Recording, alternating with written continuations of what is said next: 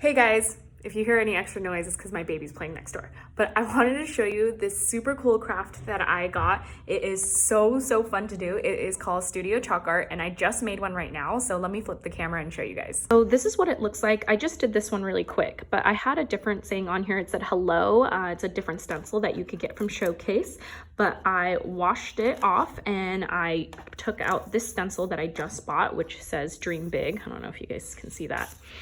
And then I use the chalk paste. This is like literally the coolest thing that I've seen. I haven't seen anything like this before. And you put your stencil on and you use the tool and put the chalk over it. And then the stencil, you can see through it. So that allows the chalk to transfer. And the best part about these stencils is that you can wash it off and reuse it. And there's also different colors. There's like white, coral, purple.